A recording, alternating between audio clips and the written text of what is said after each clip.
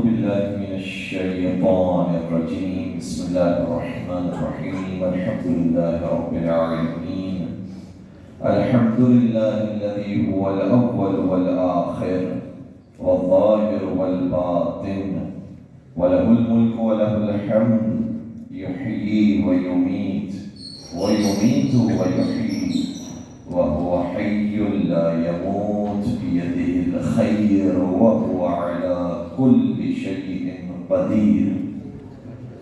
والصلاة والسلام على النبي الأمي القرشي الهاشمي المكي المدني الأبدحي التهامي العبد المؤيد والرسول المسدد المصطفى الأمجد المحمود الأحمد حبيب إله العالمين سيدنا ومولانا أبي القاسم محمد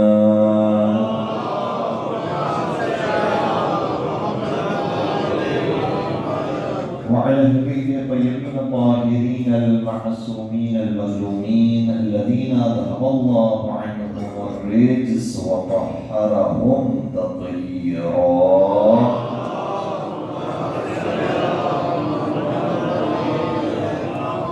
ونحمد الله على أعدائهم أجمعين. أما بعد، فقد قال الله تبارك وتعالى في محكم كتابه المجيد وفرقانه الحميد: بسم الله الرحمن الرحيم. اهدنا الصراط المستقيم صراط الذين أنعمت عليهم غير المغضوب عليهم ولا الضالين. درود پڑھیے محمد وعلى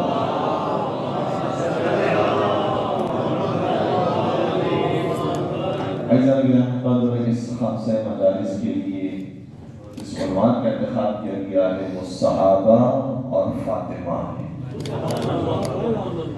اور ہماری کوشش یہ ہے کہ صحابہ کرام اور حضرت زہرا سلام اللہ کو قرآن کریم کی روشنی میں، احادیث رسول کی روشنی میں اور معصومین کرام کے اقوال کی روشنی میں سمجھنے کی کوشش کریں. شہزادی کونین کا مقام تو بہت بلند ہے، اتنا بلند ہے کہ اس جہاں میں کہ جہاں پر فیصلہ رشتہ داریوں کی بنیاد پر نہیں ہونے والا ہے، کردار کی بنیاد پر ہونے والا ہے. اس عالم کے اندر سب سے پہلا مقام شہزادی کونین کا ہو، کیونکہ نبی پاک نے ارشاد فرمایا ہے سیدۃ النساء اہل الجنہ. یہ صحیح بخاری کی حدیث ہے کہ نبی نے ارشاد فرمایا تھا کہ جنت کے اندر بھی جتنی خواتین جائیں گی سب کی سردار فاطمہ زہرا. اس لیے اس دنیا کے اندر شہزادی کونین کا مقام تو واضح ہے، اور اس دنیا کے اندر بھی حضور اکرم کا بار بار کھڑا ہونا آپ کے احترام ہے. یہ بتا رہا ہے کہ دنیا کے اندر بھی جب بیوی کسی کے پاس تشریف لے جائیں تو ادب کا تقاضا یہ ہے کہ اپنے مقام کو چھوڑ دیا جائے، شہزادی کونین کو مسند پر بیٹھ. اور ساتھ ساتھ اگر معصومین کے اقوال کو بھی دیکھا جائے تو معصومین نے بھی بطور خاص یاد فرمایا ہے مختلف مواقع پر اپنی دادی جان کو، اور اس لیے یاد نہیں کیا ہے کیونکہ ان کا نسب ملتا تھا شہزادی کے ساتھ، نہیں، نسب تو ملتا تھا فاطمہ بنت اسد کے ساتھ ہی. اور ان کا مقام کوئی مقام نہیں ہے، وہ بیوی کے جس کے احترام میں دیوار کعبہ کی شکل آ جائے، اس بیوی کا مقام کیا ہوگا. لیکن ہمیں باقی ائمہ اعظم السلام کی زمانی حضرت فاطمہ بنت اسد کو اتنا یاد کرنا نظر نہیں آتا. جناب فتح طاہرہ کا مقام بہت بلند ہے، لیکن ان کو یاد کرنا اتنا نظر نہیں آتا جتنا یاد فرمایا ہے تو حسنین کی مادر گرامی حضرت فاطمہ الزہرا سلام اللہ کو یاد.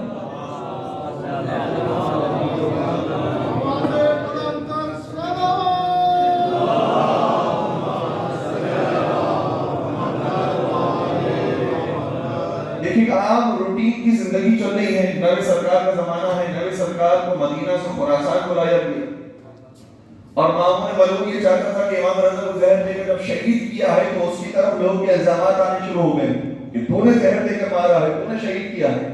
لہذا کسی طریقے سے اس مسئلے کو حل کرنے کے لیے امام ہی کے صاحبزادے کو اپنے پاس بلایا اور چاہتا تھا کہ اپنی بیٹی کی شادی امام تقی سے کر دے. پورا واقعہ ہے اور آپ آگے پورا تفصیل کے ساتھ سنتے رہتے ہیں. میں جس لفظ کی طرف جانا چاہ رہا ہوں وہ لفظ یہ ہے کہ جب وہ مناظرہ ہو گیا اور شادی کا آغاز ہوا تو ماموں نے سوال کیا ہے امام تقی آپ کیا چاہتے ہیں کہ مہر کتنا رکھا ہے؟ تو یہ نہیں فرمایا کہ تو بادشاہ وقت ہے، تو حاکم وقت ہے، تیرے پاس تو زمینیں بھی موجود ہیں، تیرے پاس تو سونا جواہرات بھی موجود ہیں، تیرے پاس تو املاک بھی موجود ہے، تیرے پاس تو نوکر چاکر بھی موجود ہے، سب کچھ تیرے پاس ہے، تو اپنی مرضی سے جتنا محنت زیادہ سے زیادہ رکھواتا ہے رکھوا دے، ہم ادا کرنے کے لیے تیار ہوں گے، ہمیں کوئی حرج نہیں ہے، ہم مانیں گے. لیکن اس موقع پر امام تقی علیہ السلام نے جو مہر رکھوایا ہے وہ مہر یہ تھا، فرمانے لگے جو ہماری دادی فاطمہ زہرا کا مہر تھا چاہتا ہوں کہ وہی میری بیٹی کا مہر. کہا کہ وہ کتنا مہر تھا؟ کہا کہ ہماری دادی کا مہر 500 درہم تھا، چاندی کے سکے، 500 چاندی کے سکے تھے. ماموں نے کہا کوئی مسئلے کی بات نہیں.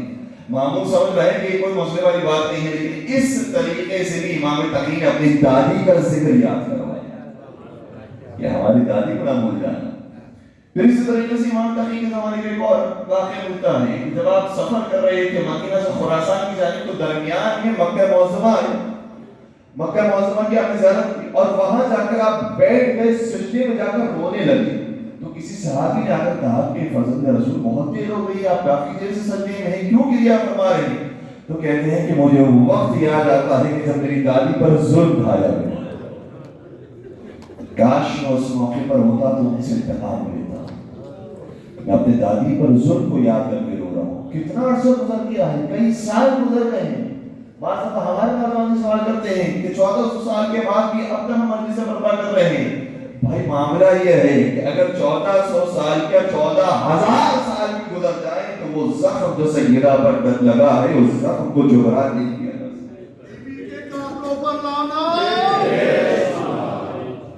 اور پھر ہمیں باقی السلام میں بھی بار بار ذکر یاد آتا ہے شہزادی کون ہے ان کا. وہ افراد جنہوں نے عراق کی زیارت کی ہے انہیں اندازہ ہے اس واقعے کا، اور جنہوں نے بھی کی ہے اور جنہوں نے کی ہے پروردگار بار بار عراق کے مقدس مقامات کی زیارت نصیب فرمائے. مسجد صحرا کا جو سب سے پہلا عمل ہے وہ عمل کیا؟ امام صادق نے دعا فرمائی تھی، 2 رکعت نماز پڑھی اور دعا فرمائی. ہمیں بھی کہا گیا کہ جب مسجد صحرا میں جاؤ تو سب سے پہلے اس جگہ پر جا کر کھڑے ہو جہاں امام صادق کھڑے ہو کر نماز پڑھتے تھے اور وہی دعا پڑھو جو امام صادق نے پڑھی. وہ دعا کیوں مانگی، کس کے لیے مانگی؟ واقعہ بیت کرنے والے واقعہ بیت کرتے ہیں ان افراد کے ذہنوں کے اندر ہو گئے مرتبہ تازہ ہو جائے گا واقعہ اور انشاءاللہ یاد آئے گی مسجد صحرا کی اس بہانے کہ جب امام صادق کو یہ خبر دی گئی کوفہ کے اندر کہ ایک خاتون کو اس جرم میں حکومت کے کارگر پکڑ کے لے کے گئے ہیں کہ اس کو ٹھوکر لگی تھی، زمین پر گری. ہماری عادت میں ہم کہتے ہیں یا علی مدد، یا علی مدد، یا علی مدد. اس خاتون نے کہا جب ٹھوکر لگی تو کہا خدا زہرا کے قاتلوں پر لعنت نازل. حکومت کے کارگر سمجھ گئے، لیکن ہم نے نام کسی کا نہیں دیا، لیکن حکومت کی قاعدے سمجھ گئے کہ ان کے اوپر لعنت بھیج جائے، اس لیے فوراً سے گرفتار کیا، لے جانے لگے. مولا امام صادق کا ایک صحابی نے آ کر اطلاع دی کہ اس خاتون کے اس جرم میں لے جایا جا رہا ہے. اب دیکھیے گا بعض لوگ یہ کہتے ہیں بہت زیادہ احتیاط کرنی چاہیے، ہمیں کیوں کھول کر بات کرنے کی ضرورت ہے، ہمیں کیوں یہ سارے واقعات کو بیان کرنے کی ضرورت ہے. دیکھیے گا امام صادق نے یہ نہیں کہا کہ اس خاتون نے غلط موقع پر غلط جملہ کہا، نہیں، اس سے کسی کا نام نہیں لیا، اس نے تو واقعی کو یاد کیا ہے. اس نے امام صادق نے کہا چونکہ اس نے میری دادی کو یاد کیا ہے میں اس کی گرفتاری سے آزادی کے لیے دعا کروں گا. اور امام باقاعدہ مسجد صحرا میں گئے، روتے روتے وہاں پر 2 رکعت نماز پڑھی، اپنے دست مبارک کو بلند کیا، اس کے لیے دعا مانگی. اور جیسے امام کی دعا مکمل نہیں ہوئی تھی کہ صحابی نے آ کر اطلاع دی جس خاتون کو ابھی پکڑ کر لے کر گئے تھے اس کو باعزت بری کر دیا. امام صادق نے اپنی دادی کے قاتلوں پر لعنت بھیجنے والوں کے لیے دعا فرمائی ہے، اس لیے امام صادق نے یاد کیا. امام باقر کے بارے میں ملتا ہے کہ آپ کبھی کسی درد کے اندر مبتلا ہوتی تھی، آپ کو بخار ہو جاتا تھا، اس موقع پر بھی، اور یہ بھی ہمارے یہاں ایک المیہ بنتا جا رہا ہے کہ بھائی ہم ہر موقع پر یا علی مدد کہتے ہیں، یا ابا عبداللہ کہتے ہیں، یا رسول اللہ کہتے ہیں. اللہ کو پکاریے، اللہ سے آپ اللہ سے استغاثہ کیجیے. یہ معصومین نے طریقہ میں سکھایا ہے کیونکہ یہ حسیہ وہ ہے کہ جو اللہ ہی کی عطا کرتا ہے.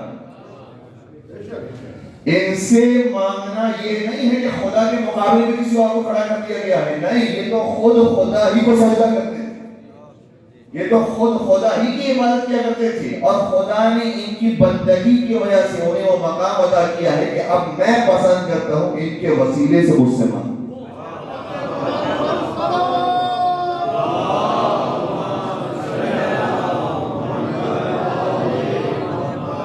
لوگ خانہ کعبہ کو جب طواف کرنے کے لیے جاتے ہیں تو مقام ابراہیم کے پیچھے کھڑے رہ کے نماز کیوں پڑھتے ہیں؟ کعبہ تو چاروں طرف ہے، ابراہیم کو یاد کیوں کرتے ہیں؟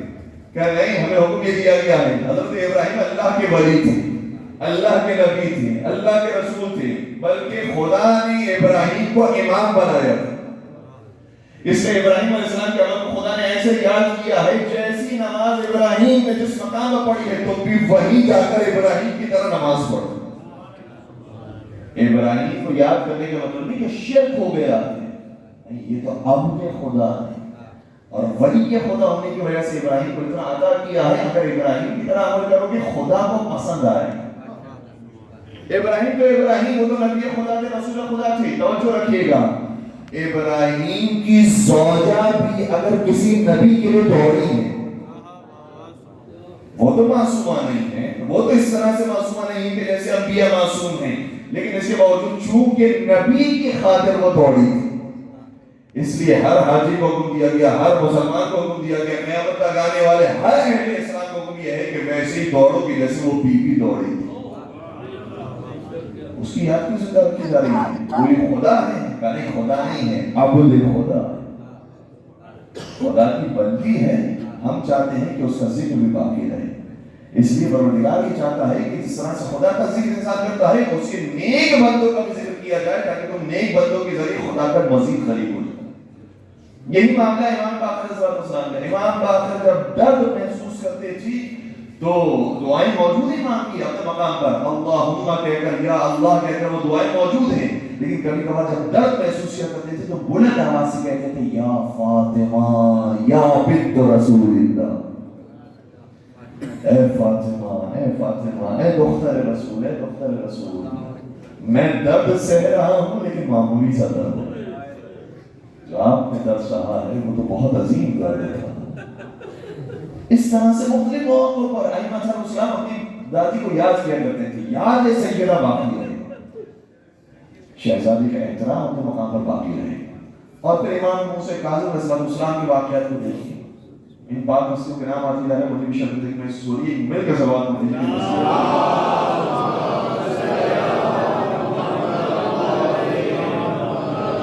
ہارون رشید نے کہا کہ آپ لوگ نے ائمہ سے مخاطبی کر رہے ہیں، آپ لوگ نے ہر جگہ پر حضرت زہرا کا ذکر، فتح کا ذکر، ان کے حق کا ذکر، ان کے اوپر ظلم کا ذکر، ہر جگہ پر یہ آپ نے ذکر چھیڑ دیا ہے۔ ہم چاہتے ہیں کہ اس سلسلے کو ختم کریں، اس لیے آپ بتائیے کہ فدق کہاں پر موجود تھا، کیا اس کی حدود تھی، ہم دینے کے لیے تیار ہیں تاکہ معاملہ کلیئر ہو جائے۔ امام نے فرمایا اگر ہم نے فدق کی حدود بتا دی تو ہمیں معلوم ہے کہ تو دینے کے لیے تیار نہیں ہو۔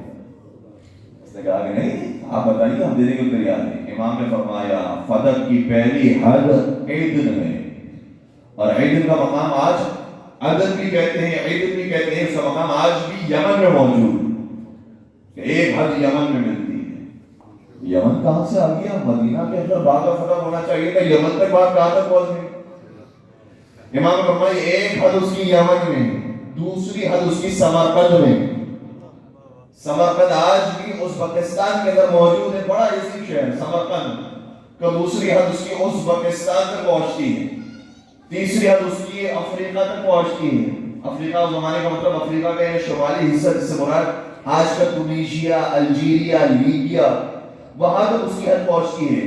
اور اس کی چوتھی حد سیف البحر تک پہنچتی ہے جو آج کا میڈیٹرینین سی ہے۔ کہ یہ سارے کی ساری حد فدق کی حد ہے۔ ہارون کہنے لگا یہ تو آپ نے وہ حد بتائی ہے کہ جس کے بعد میری ساری حکومت میرے ہاتھوں سے نکل جائے گی، آپ کیا چاہ رہے ہیں کہ حکومت میں آپ کو دے دوں؟ امام نے فرمایا کہ تو نے حد فدق پوچھی تھی، ہم نے فدق کی حد بتائی۔ گویا امام نے فرمایا ہے کہ تو یہ سمجھتا ہے کہ ایک باغ کے لیے ہماری ذاتی ہر جگہ پر جا رہی تھی، ایک باغ کے لیے بار بار مقدمہ لے کر آ رہی تھی، بار باغ کا سوال نہیں تھا، خلافت امیر کائنات کا سوال۔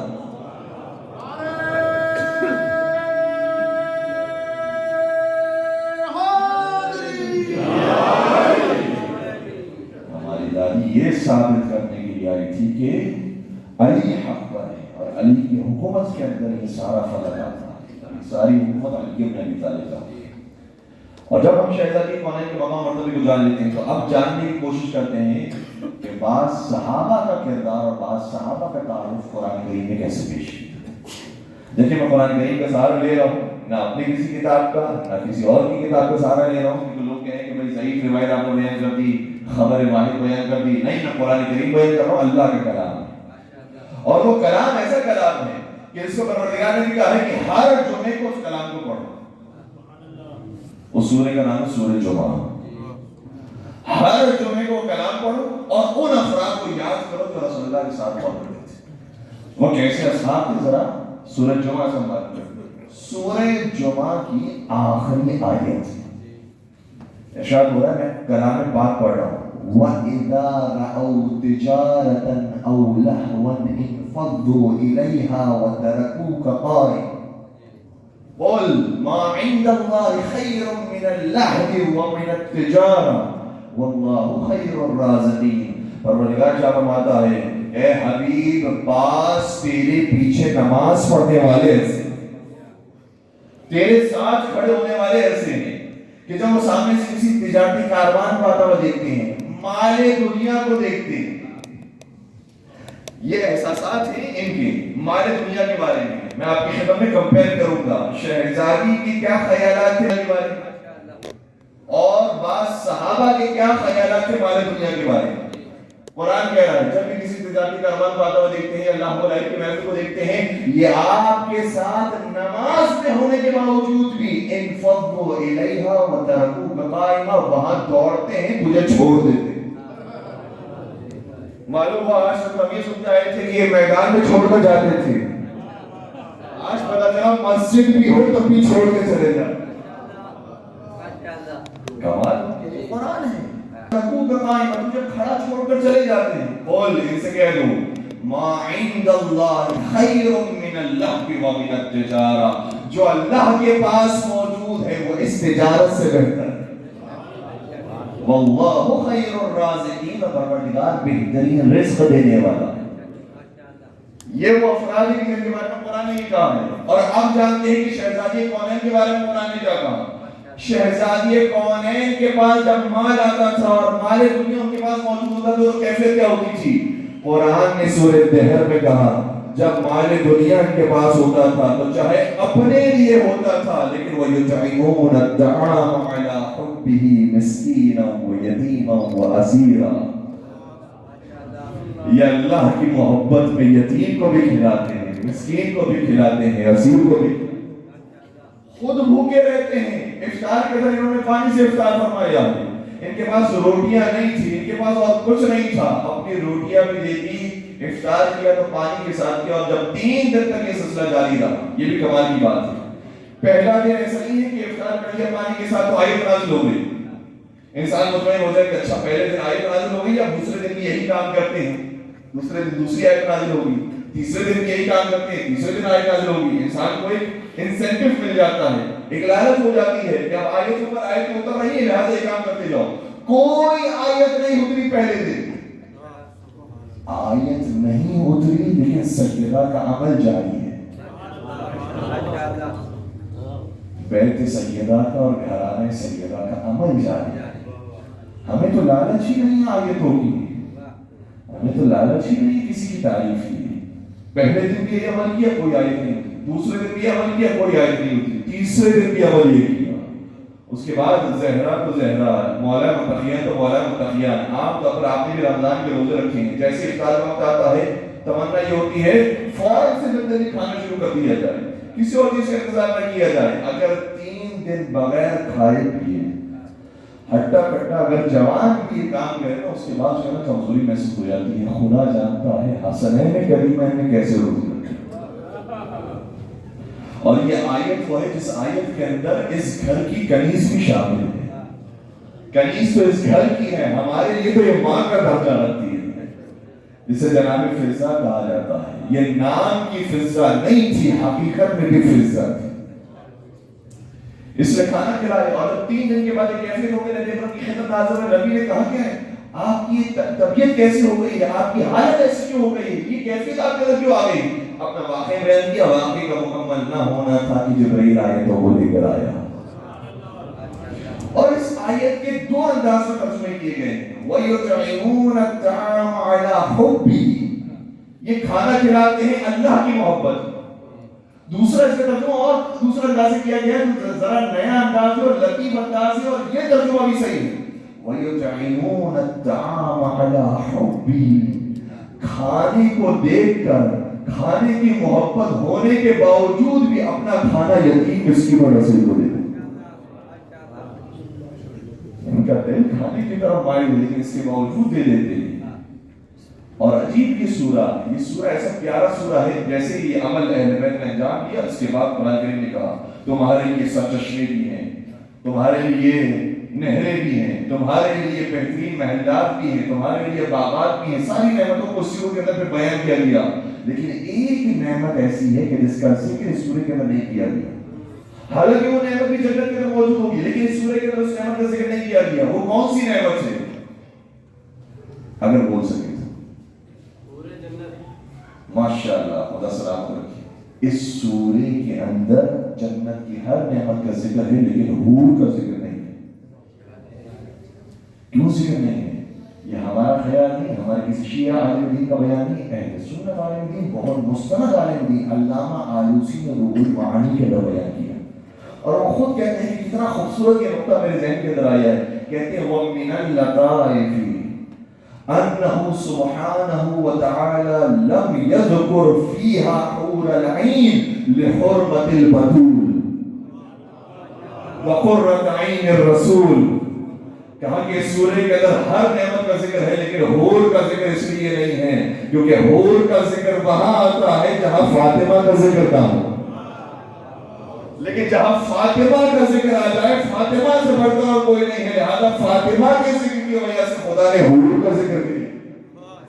تو مجھے کہنے دیجئے جہاں سیدہ کا ذکر آتا ہے وہاں پاک خواتین کا بھی ذکر نہیں ہوتا. ناپاک کی کیا بات؟ مل کے ضرور پڑھ دیجئے محمد والا.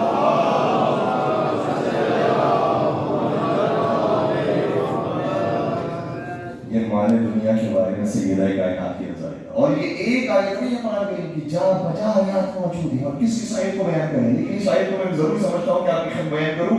ایک مرتبہ ٹیلی ویژن پر موجود تھی، یہ واقعہ ہم نے کئی مرتبہ سنا ہے اور آپ نے بھی یقیناً کئی مرتبہ سنا ہوگا کہ پیغمبر کے زمانے میں ایک شخص کا جو آیا پیغمبر سے کچھ مانگنے کے لیے. پیغمبر نے کہا کہ میرے پاس فی الحال کچھ بھی نہیں ہے. اپنے صحابہ سے پوچھا کہ تم میں سے کوئی ایسا ہے کہ اس کی مدد کرے. ایک صحابی لے کر گیا اپنے گھر کو، اس کے گھر کے اندر بھی کچھ موجود نہیں تھا. اس نے اپنے گھر کا چراغ بجھا دیا، اپنے ظرف کے اندر اس نے پتھر رکھے اور اپنے ظرف کے اندر خالی چمچہ گھمانے لگا. سامنے والے جو مہمان تھا اس کو سارا کھانا دے دیا. وہ سیر ہو کر کھاتا رہا، یہ سمجھتا رہا کہ میزبان بھی کھا رہا ہے، میں بھی کھا رہا ہوں. اور اس طریقے سے اس نے اس کی مدد کر دی. پھر اگلے دن آیت نازل ہوئی وَيُؤْثِرُونَ عَلَىٰ أَنفُسِهِمْ وَلَوْ كَانَ بِهِمْ خَصَاصَةٌ. بعض ایسے بھی ایثار کرتے ہیں کہ دوسروں کو اپنے اوپر فوقیت دیتے ہیں، خود بھوکے رہتے ہیں دوسروں کو کھلاتے ہیں. یہ واقعی بہت جگہ پر بیان کیا جاتا ہے. لیکن یہ تو بتائیے وہ صحابی کون تھا؟ صحابی کوئی اور نہیں ہے، اگر ہے تو ابو طالب کا بیٹا علی شیر خدا اسد اللہ الغالب غالب علی کل غالب علی. کیوں بناؤ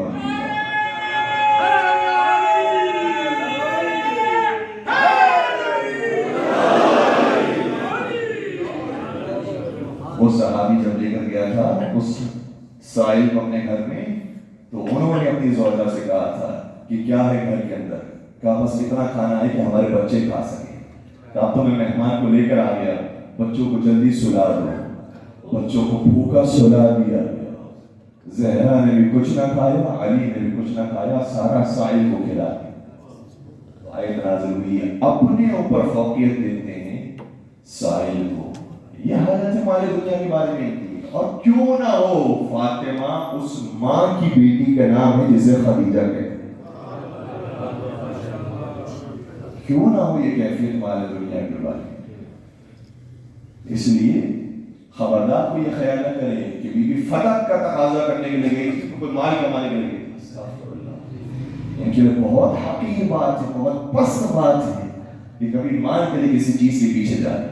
ارے یہ بیوی وہ ہے کہ جب ان کے شادی کا وقت آئے تو بڑے بڑے لوگوں کے رشتے آئے، اور آپ کو معلوم ہے رسول سے رشتہ داری کرنا اور ہے، بدول سے رشتہ داری کرنا اور ہے. اس لیے پیغمبر منع فرماتے رہے، بڑے بڑے لوگ کے رشتے آئے، پیغمبر فرماتے رہے امرھا الی ربھا، یہ شادی وہ ہے کہ جو اللہ کی مرضی سے ہوگی. کچھ کام ایسے ہیں جو نبی نے فرمائے ہیں تو یہ کہہ کر میں فرمایا یہ رب کی مرضی سے ہوگا، کیونکہ بڑے حساس کام تھے. بعض لوگ سمجھ رہے تھے کہ رسول کو کسی طریقے سے راضی کر دیں گے. رسول نے فرمایا نہیں، مجھے راضی کرنے کا کوئی فائدہ ہی نہیں ہے، رب راضی ہونا چاہیے. ان میں سے ایک کام یہ ہے کہ سیدہ سے ازدواج کرنے کے لیے رب کو راضی کرو، اور دوسرا کام یہ ہے جب سب کے مسجد کے دروازے بند کر دیے، ایک اپنا دروازہ کھلا رکھا، ایک علی کا دروازہ کھلا رکھا. لوگوں نے آ کر اعتراض کیا ہمارا دروازہ بھی کھول دیجیے، جب علی کا کھلا رکھا ہے تو ہمارا بھی کھول دیجیے. نبی نے فرمایا ہے جب تمہارے دروازے کھولے تھے تو میری مرضی سے نہیں تھے، جب ہم نے بند کیے ہیں تو میری مرضی سے نہیں.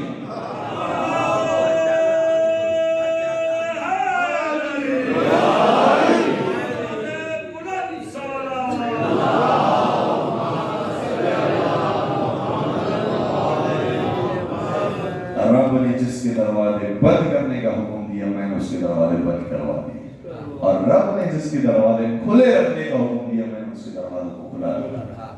اس لیے کچھ جگہوں پر باقاعدہ نبی نے فرمایا جو میں کام کرنے کے لیے جا رہا ہوں یہ رب کی مرضی سے نہیں.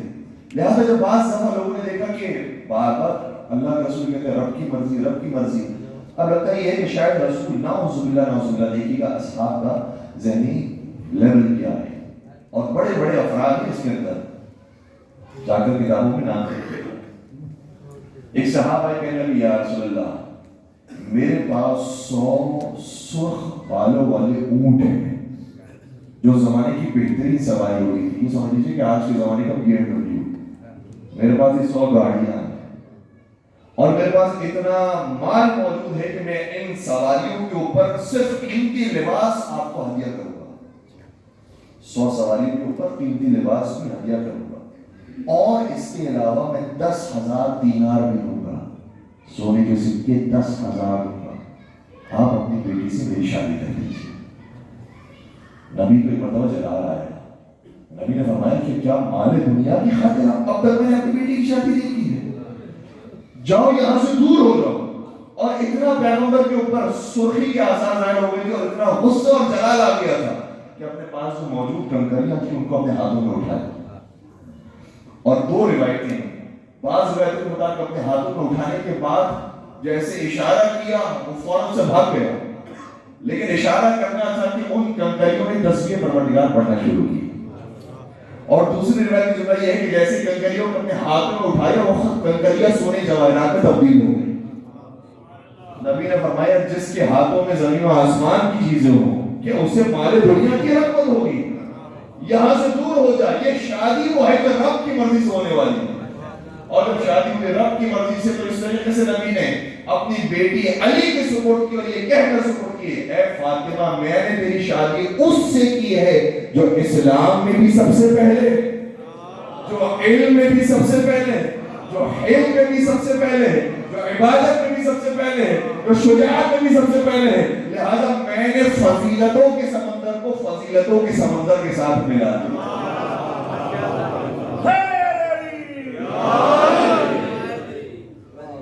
تو شہزادی کون ہے؟ بڑے بڑے رشتے آئے تھے، پیسے والوں کے رشتے آئے تھے. کہیں پر نہیں فرمایا یا رسول اللہ اتنا بڑا زبردست رشتہ آیا ہے آپ کیوں ٹھکرا رہے ہیں، اتنا مجھے مال مل جائے گا. نہیں، مال دنیا کی طرف تو کبھی رغبت تھی ہی نہیں. یہ شہزادی کون کا انداز ہے. تو شادی کا معاملہ اس سے پہلے کے معاملات جناب نبی طاہرہ اپنا خود شادی کے موقع پر جو ان کا اپنا قیمتی جوڑا تھا سائل آیا تھا راستے میں. شہزادی کون نے فرمایا کہ مجھے وہ آیت یاد آتی ہے کہ لن تنالوا البر حتى تنفقوا مما تحبون، تم اس وقت تک نیکی تک نہیں پہنچ سکتے جب تک وہ چیز رائے خدا میں انفاق نہ کر دو جس سے تمہیں محبت ہے. اس لیے جیسے ہی اس قیمتی لباس کو دیکھا، بی بی گھر میں تشریف لے گئی، اس قیمتی لباس کو کسی کو سپورٹ کیا تاکہ اسے درہم و دینار میں تبدیل کرے، اور کہا کہ یہ درہم و دینار اس سائل کے حوالے۔ پھر ایسے موقع پر رسول خدا تشریف لائے اور رسول خدا نے سوال کیا، بیٹی تجھے تو میں نے وہ لباس دیا تھا، تو اس لباس کے اندر ہے، وہ لباس کہاں چلا گیا؟ کہ وہ میں نے سائل کو دے دیا، کہا وہ میں نے تجھے عطا کیا تھا۔ تو اس موقع پر شہزادی نے کیا خوبصورت جملہ ارشاد فرمایا، کہا کہ کیا آپ کو یہ پسند نہیں ہے کہ میں اسی سیرت پر عمل کروں جس پر جناب خدیجہ عمل کیا کرتا؟ یہ گھرانہ وہ گھرانہ ہے۔ اس گھرانے کے بارے میں لوگ کہتے ہیں کہ فتح کے لیے گئی تھی، نعوذ باللہ کھجوروں کے لیے گئی تھی، باغات کے لیے گئی تھی۔ استغفر اللہ۔ بی بی یہ ثابت کرنے کے لیے گئی تھی کہ میں سچی ہوں، مجھے نہ جھٹلانا۔ جب میں دعویٰ کرنے کے لیے گئی ہوں، اس دعوے میں سچی ہوں۔ اعلموا انی فاطمہ، جان لو میں فاطمہ ہوں۔ اور یہ جو انداز ہے جو بی بی نے اختیار کیا کہ جان لو میں فاطمہ ہوں، یہ کہنے کی ضرورت کیا تھی؟ اگر ہم تاریخ کو دیکھیں تو تاریخ کی کتابوں کے اندر یہ بات ہمیں نظر آتی ہے، اور پہلے تک یہ بات اتنی روشن نہیں تھی کہ وہ بی بی کی جو حیا کی ملکہ، جن کے گھر سے حجاب چلا، کیسے ہو سکتا ہے کہ بی بی گھر سے باہر قدم رکھی؟ کیسے ہو سکتا ہے کہ مبارزہ کے میدان میں بی بی چلے جائیں؟ کیسے ہو سکتا ہے کہ بی بی رسول خدا کے ساتھ بار بار گھر سے باہر تشریف لے جائیں؟ یہ کیوں باہر آئی تھی بی بی، اور کیوں مبارزہ کے میدان میں آئی تھی بی بی؟ تاکہ دنیا جان لے فاطمہ کسی اور خاتون کا نام نہیں ہے، اسی بی بی کا نام۔ لوگوں کو اندازہ ہو یہ ہے وہ بی بی کے جسے فاطمہ کہتے ہیں۔ اس لیے موقع پر نبی گھر سے باہر تشریف لائے، شہزادی ان کے ساتھ موجود تھی، پکار میں فرمایا ایھا الناس، لوگوں سن لو، ہذہ فاطمہ، یہ میری بیٹی فاطمہ ہے، من عرفها فقد عرفها، جو اس کو جانتا ہے وہ تو جانتا ہے، ومن لم يعرفها، اور جو نہیں جانتا وہ جان لے، یہ میری بیٹی فاطمہ ہے۔ من اغضبها اغضبنی، جس نے اسے ناراض کیا اس نے مجھے ناراض کیا۔ جب تعارف ہو گیا فاطمہ کا، اس کے بعد پیغمبر دنیا سے چلے گئے، اب بی بی نے قدم رکھا دربار میں آ کر کہا اعلموا انی فاطمہ، اب پہچانو میں وہی فاطمہ جس نے مجھے غضب نہ کیا، اس نے میرے باپا کو غضب نہ کیا۔ اس لیے بی بی نے جا کر وہاں پر صرف یہ ثابت کیا ہے کہ میں سچی ہوں، بس مجھے مال دنیا سے کوئی غرض نہیں ہے۔ اگر یہ باغ فتح مل جاتا تو میرا تو دل یہ کہتا ہے کہ قیامت تک مسلمان اسی باغ کی کھجوریں ہی کھاتے رہتے، اتنا عظیم باغ۔ اور پھر جو بعض لوگ یہ سوال کرتے ہیں کہ کیا وجہ ہے، آپ نے شہزادی کا تو مقام مطلب بیان کر دیا، لیکن کیا وجہ ہے کہ علی بن ابی طالب کی موجودگی میں سیدہ کا حق چھینا جا رہا ہے؟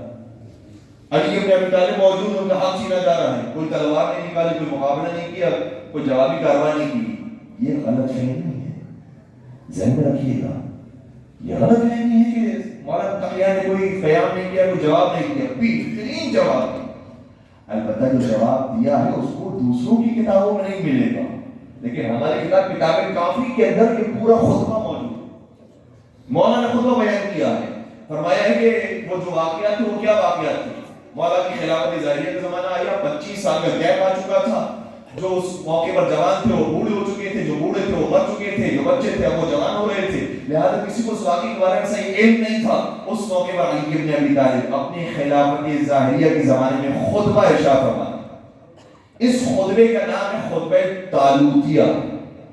ایک خطبہ ہے خطبہ شقشقیہ، وہ بھی پڑھنے قابل ہے، بلکہ میں یہ عرض کروں اپنے نوجوانوں سے، کچھ باتیں ایسی ہیں کہ جو ممبر سے بیان ہو سکتی ہیں اور کچھ باتیں ہیں جو ممبر سے بیان نہیں ہو سکتی۔ تھوڑا سا ہوم ورک کرنے کی ضرورت ہے۔ دو تین باتیں آپ کی کنویئر کرو، اگر ہو سکے تو۔ آج ٹیکنالوجی کا زمانہ ہے، آپ یہ سرچ کریں کہ خطبہ بھی آ جائے گا، ترجمہ اگر نہ آئے تو چیٹ جی پی ٹی موجود ہے، مختلف ذرائع موجود ہے، وہاں پر ترجمہ دیکھ لیجیے گا تو اندازہ ہو جائے گا کہ ائمہ اسلام کی مصروفیت کیا ہے۔ 3 باتیں میں عرض کر رہا ہوں۔ پہلی چیز خطبہ طالوتیہ سرچ کرنے کی کوشش کریں اور اس کے ترجمے کریں۔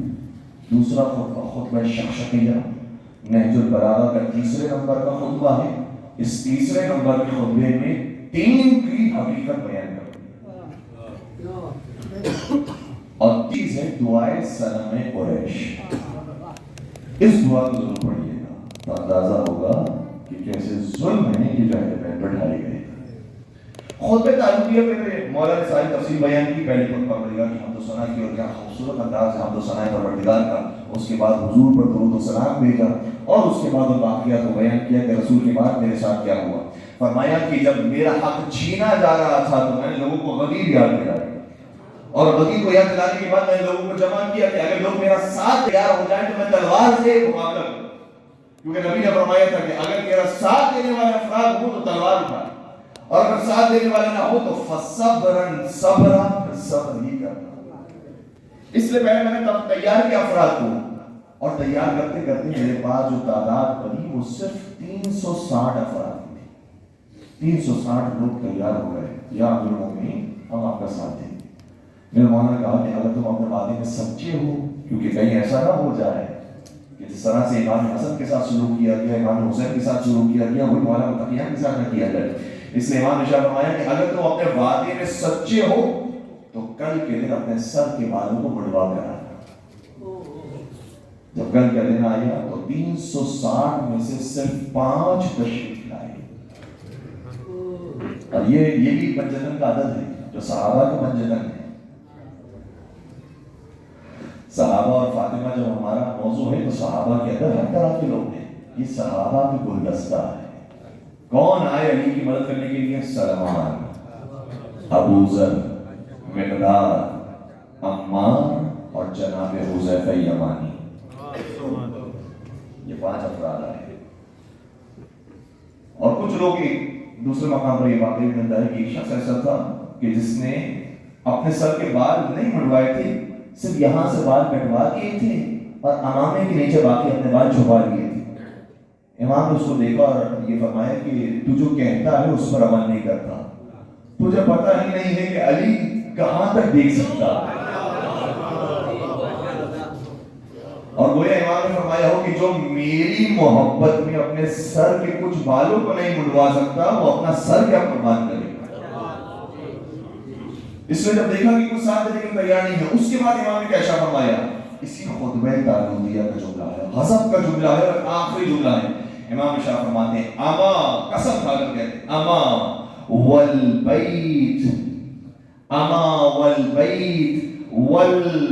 والمفضی الى البیت والمزدلفة والخفاف الى التجمیر لولا احد احده الی النبی الامین لارسلت علیہم شعابیب سمائع الموت.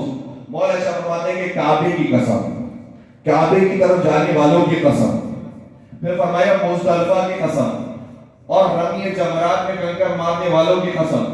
اگر وہ وعدہ نہ ہوتا جو نبی نے مجھ سے کیا تھا تو پھر دنیا دیکھتی کہ جب میری تلوار نکلتی تو ایسی تلوار چلتی کہ خون کی ندیاں جاری ہو جاتی اور ایسے میں موت کو ان کے اوپر مسلط کر دیتا جیسے آسمان کی بجلیاں ان کے اوپر نازل ہوتی. اگر وہ نبی سے کیا ہوا وعدہ نہ ہوتا، لیکن میں نے وعدہ کیا ہے اس لیے میں وعدہ نبھاؤں گا. کہ نبی نے فرمایا تھا علی تیرا ساتھ دینے والے نہ ہو تو تلوار نہ اٹھانا، ورنہ جانتا ہے یہ تلوار ابھی زنگ آلود نہیں ہوئی ہے اور نہ علی کے ہاتھوں میں کمزوری آئی ہے. میں ایسی تلوار چلاتا کہ خون کی ندیاں جاری ہو جائیں.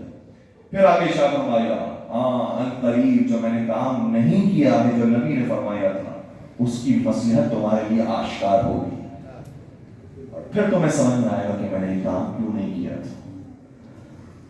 تو بہت ساری وجوہات ہیں جس میں سے ایک اہم وجہ یہ کہ نبی نے وعدہ دیا تھا علی تجھے تلوار نہیں چلانی اور اس وعدے کو علی ہی نبھا سکتے تھے کہ علی کے علی بیٹے عباس نے بھی کربلا میں ایسے ہی وعدے کو نبھایا. وہ عباس کی جس میں شجاعت ہو علی ابن ابی طالب جیسی، اس کا رنگ ہو علی جیسا، اس کی شجاعت ہو علی جیسی، لیکن حسین نے کہہ دیا عباس تلوار نہیں چلانی تو عباس نے ایک حرف آگے نہیں کہا کہ آقا مجھے تو مانگا ہی گیا تھا اسی دن کے لیے، میں تلوار نہیں چلاؤں گا، آج کے دن تو کون چلائے گا. عباس سرنڈر ہو گئے حسین کے ساتھ. اس طریقے سے علی سر تسلیم خم کرتے ہیں نبی کے ساتھ. نبی جانتے ہیں کہ کیا مسئلہ ہے، علی تلوار نہ اٹھانا ورنہ یہاں خون کی ندیاں بہہ جائیں گی.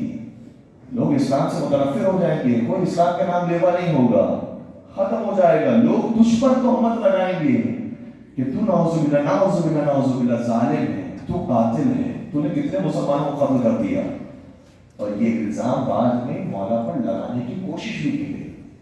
جب مولا کی خلافت ظاہریہ کے زمانے میں جنگ جمل ہوئی، جنگ صفین ہوئی، جنگ نہروان ہوئی، تو یہ الزام لگایا کہ علی تو وہ ہے جنہوں نے مسلمانوں کو قتل عام کیا.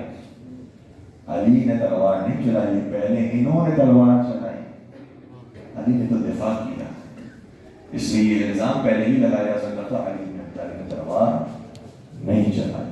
دوسری وجہ، اگر مجھے آپ اجازت دیں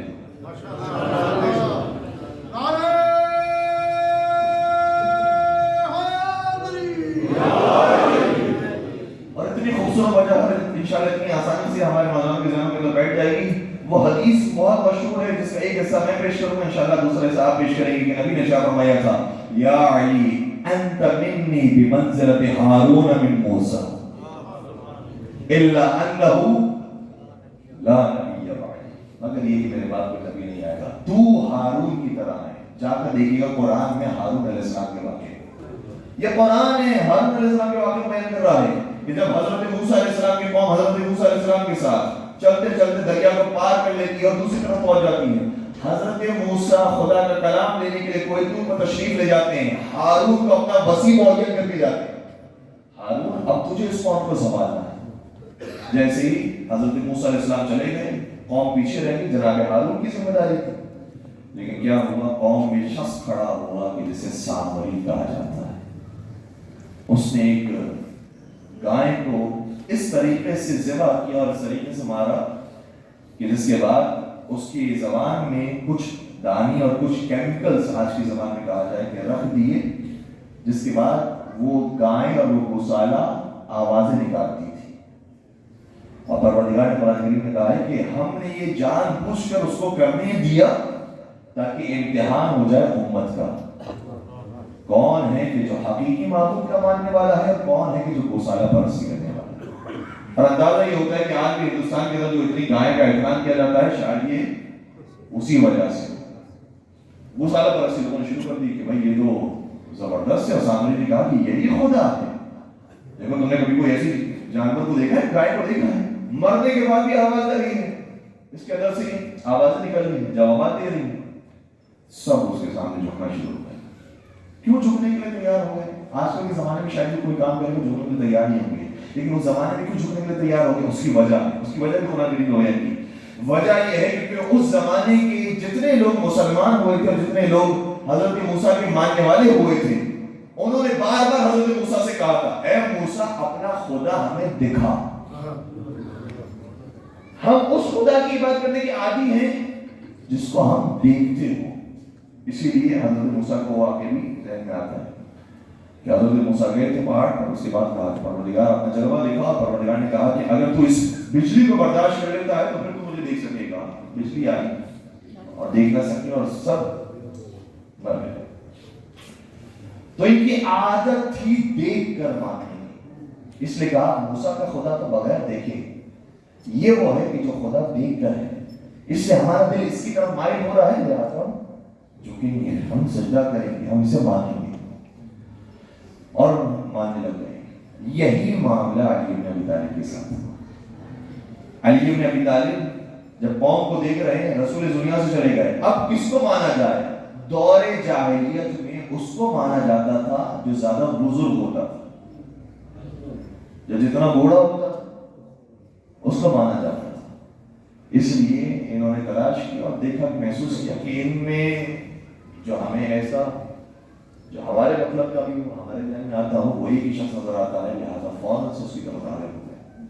پھر حضرت موسیٰ پلٹ کر آئے، اے ہارون یہ کیا ہو رہا ہے؟ ابھی ہم نے تبلیغ کی تھی، ان سب کو موحد بنایا تھا، خدا پرست بنایا تھا، تیرے ہوتے ہوئے یہ انحراف میں شکار کیوں ہو گئے؟ حضرت موسیٰ نے جواب دیا، کہا اے موسیٰ اگر میں اس موقع پر کام کرتا تو یا تو میں سب کو قتل کر دیتا یا خاموش ہو کر بیٹھ جاتا اور انتظار کرتا کہ کوئی ایسا موقع آئے کہ یہ پھر راہ ہدایت کی طرف چلنے لگے. یہی کام علی بن ابی طالب نے کیا. علی ہے ہارون زمانہ.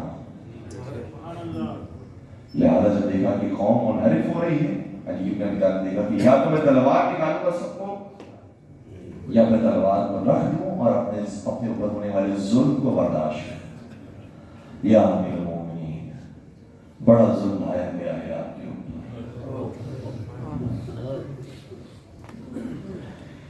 اللہ اکبر، بطول ہم تیرا کیا احترام کرتے ہیں، یہ حق ادا تو رسول انعام کرتے ہیں۔ اور کسی نے یعقوب کہا کہ اے جبین مصطفیٰ، بس اتنا بتا کتنے سجدوں کا صلہ ہے فاطمہ۔ وہ بیوی، کبھی کوئی ایسی بیوی بھی دیکھیے جو 18 برس میں عصا کو اپنے ہاتھوں میں لے لی۔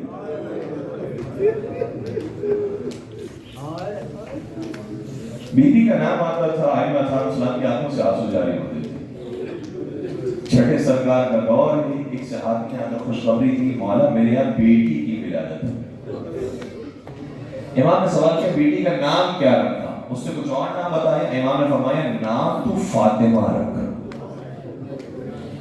اس نے کہا کہ ٹھیک ہے مولا، میں نے اپنی بیٹی کا نام آج سے طے کیا کہ میں فاطمہ رکھوں گا۔ امام نے شاہ فرمایا جب اپنی بیٹی کا نام فاطمہ رکھ لینا، یہ جملہ سنیے گا، اگر فاطمہ رکھ لینا تو خبردار نہ زبان درازی کرنا نہ اس پر ہاتھ اٹھانا۔ میں کہوں گا جب نام فاطمہ کا یہ احترام ہے تو ذات فاطمہ کا کیا احترام ہوگا؟ اے امام صادق، آپ کو تو یاد آتے ہوں گے وہ منظر۔ اس نے امام صادق نے ایک عجیب مقام پر پوری روایت کے اندر مرثیہ پڑھا ہے، میری دادی کے ساتھ کیا ہوا، میری دادی کے ساتھ کیا ہوا، میری دادی کے ساتھ کیا ہوا، یہاں تک ایک جملہ آگے جا کر بیان کرتے ہیں کہ وہ آوازیں اب تک میرے کانوں میں آتی ہے جب کسی مجرم نے تماچا مارا۔ اجرکم علی اللہ، مجھے معاف کیجیے گا سادات کرام موجود ہیں، لیکن ان ایام میں مسائل کی جملے نہ پڑھوں تو کب پڑھوں؟ ایسا تماچا مارا کہ گوشوارہ ٹوٹ کر زمین پہ گرا، اس گوشوارے کی آواز ابھی تک ہمارے کانوں میں آتی ہے۔ یا اللہ، ایسے اللہ پر کیسے مظالم آئے۔ عبد الفتح عبد المقصود اہل سنت عالمین مصر سے ان کا تعلق ہے، ایک عجیب روایت بیان کرتے ہیں، کہتے ہیں 8واں دن تھا رسول کی وفات کو، 8ویں دن ایک مرتبہ سیدہ کائنات نے اپنے آپ کو سنبھالا، کھڑے ہونے کی کوشش کی اور سہارا لیتے لیتے ایک مرتبہ گھر سے باہر قدم رکھنے لگے۔ جیسے بی بی آگے بڑھنے لگی، ایک مرتبہ علی کو اندازہ ہوا کہ زہرا گھر سے باہر جانا چاہتی ہے، علی بھی پیچھے پیچھے چلنے لگے اور سمجھ گئے زہرا جانا کہاں جاتی ہے، کہاں جانا چاہتی ہے زہرا پورے مدینہ میں، کہیں اور جانا نہیں چاہتی، اپنے بابا کی قبر پر جانا چاہتی۔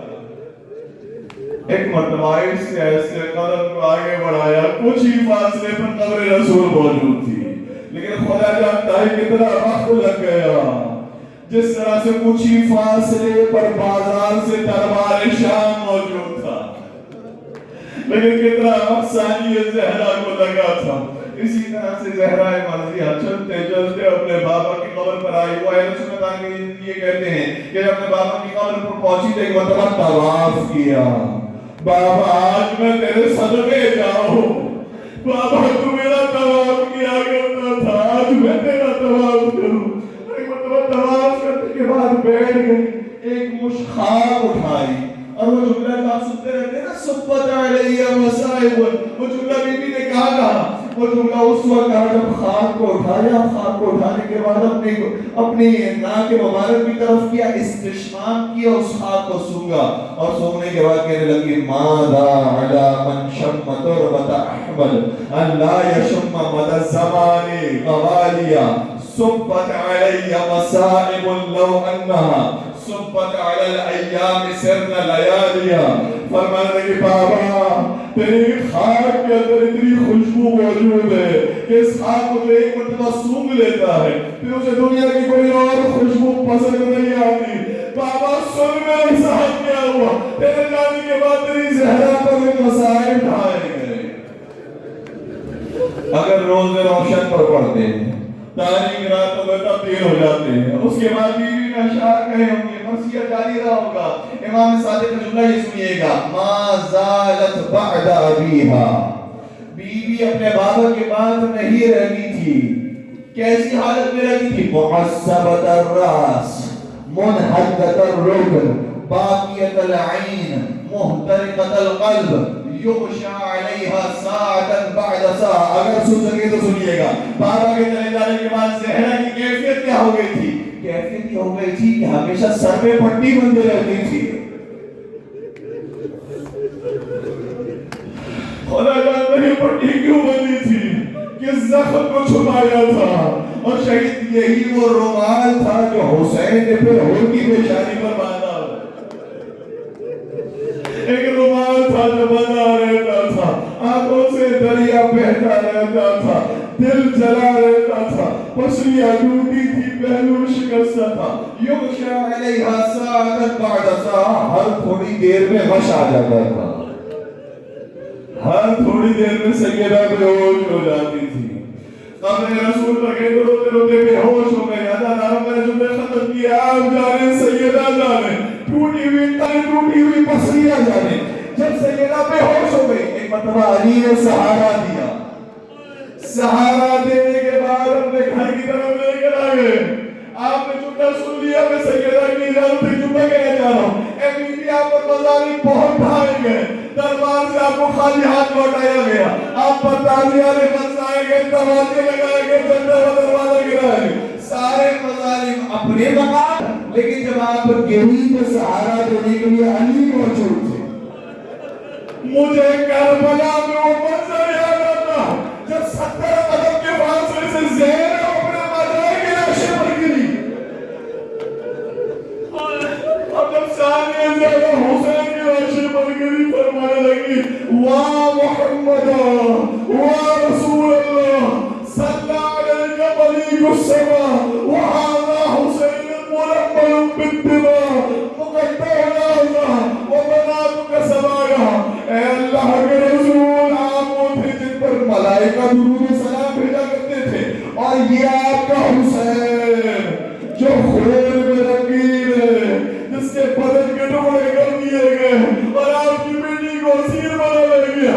کون تھا جو زینب کے قریب آتا؟ اب تو کوئی بھی محرم نہ بچا, نہ عمر ہے, نہ محمد ہے, نہ عباس ہے, نہ حسین. اگر سن سکے تو سنیے گا اور پھر دماغے لگائیے گا. ایک تھا جو قریب آیا, خالی ہاتھ نہ آیا, تازیانہ آرد میں موجود تھا, تازیانہ مار مار کے زینب کو لاشیں سے چھوڑا.